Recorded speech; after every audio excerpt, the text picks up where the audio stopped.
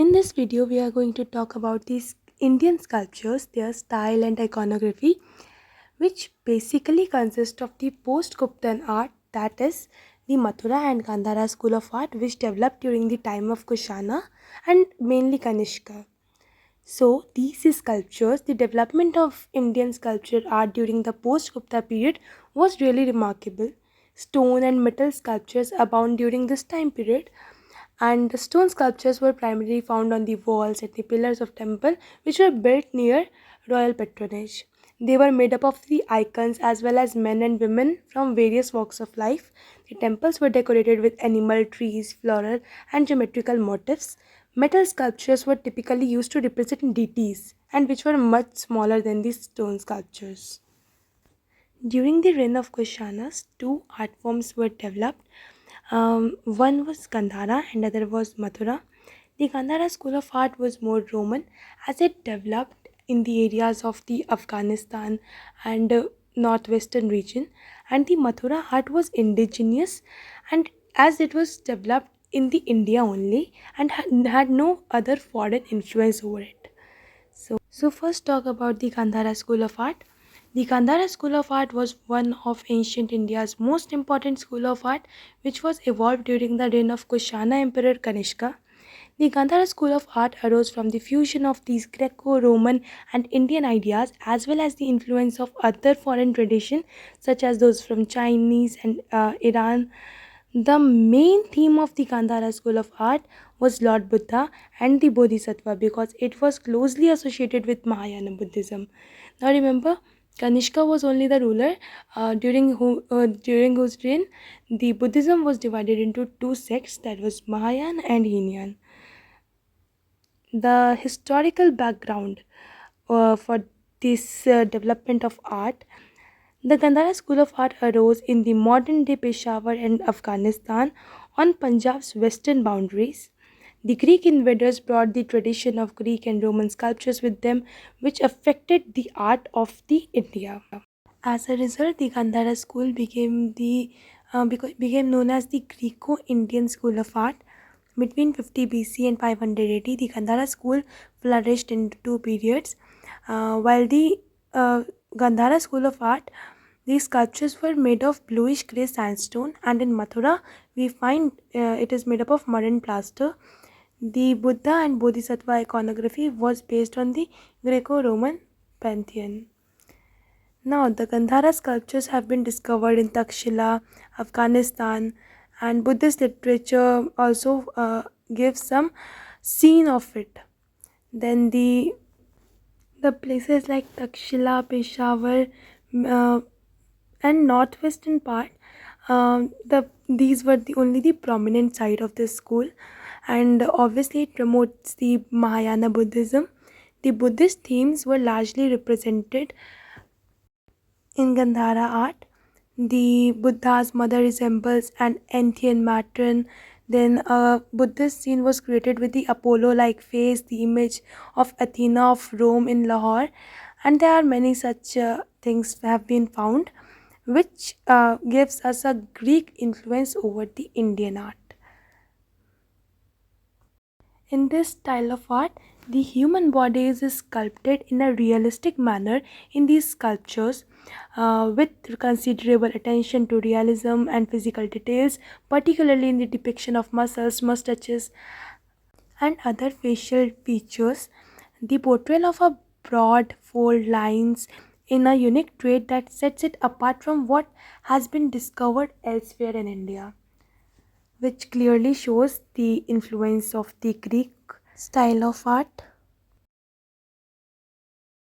And in this art form, the Buddha is resembling with various other Greek gods having some similar features like them. Then another fascinating feature of Gandhara art image was of fasting Buddha.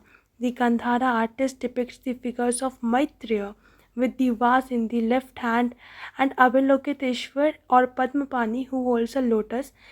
These all were the bodhisattva figures, and they generally represented as more heavily ornamented and had very elaborate hairstyle with turbans. Some even wear sandals. And the Gandhara artists depict the incidences connected with the past or the present life of Buddha, and it was totally different from what the indigenous art shows.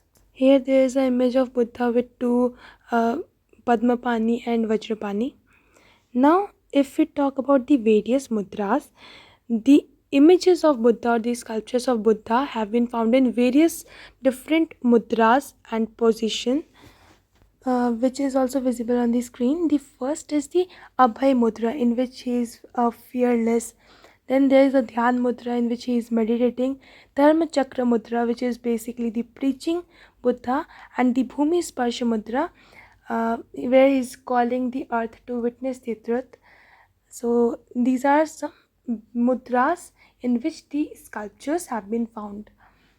Then Kanishka, who was very great patronage of art, we have also found some images of Yaksha and Kubera sculptures in during the reign of Kushan, mainly the Kanishka. Now let's talk about the Mathura style of art, its feature in more detail. Here Buddha is in a very smiling position, which basically shows the have the emphasis on the spiritual aspect.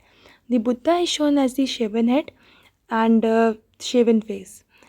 Then here Buddha is sitting in the Padmasana, and Buddha is surrounded by the two monks. Here we can see on the screen. On the left side we can see Padmapani and here Vajrapani. Padmapani means who is holding lotus in the hand, and the Vajrapani matlab who hold the Vajra in its hand. Here we can see that Buddha is shown very delighted and happy, and his body is shown more fleshy, rather than to show very much muscular. Now, if we talk about the basic difference between the Gandhara and Mathura art, we found that the Gandhara art was flourished mainly in the areas of Afghanistan and present day West India, Northwest India, and the Mathura art was flourished in the region of Mathura in Uttar Pradesh. Uh, from the 1st century to 5th century, Gandhara art was flourished, and from 1st century AD to 12th century AD, Mathura art. The Gandhara art had the more influence of Greeks and Macedonians, and it is influenced with. It is made up of green and grey sandstone, whereas the Mathura school of art is basically influenced by Hinduism, Buddhism, and Jainism, and it is made up of the spotted sandstone. In Gandhara school of art, the calmness of the Buddha is the center point of attraction, and here his delighted mood and sitting in Padmasana, having sitting in Abhay Mudra is main center of attraction of Buddha. Next difference which we found is in the halo. Like in this image, we can see that in the Gandhara school of art, which is the left one, the halo is very plain and very simple. While in the Mathura school of art, which is the right side, we can see the halo is very. It is decorated with different geometrical patterns and styles. If we can see in mostly Gandhara art, Buddha is shown with beard and mustaches, and both seated and standing image of Buddha have been found. And halo is basically this back circular part which we can see. In Gandhara school of art, the eyes of the Buddha is half closed, ears are large, and it can and Greco-Roman influence is clearly evident. While in the Mathura school of art, we can see the Buddha is more delighted. No beard and mustaches have been shown. Mostly seated, but some of standing images also have been found. If we compare eyes are comparatively open and small. Ears are mainly smaller than that, and it is more indigenous in nature.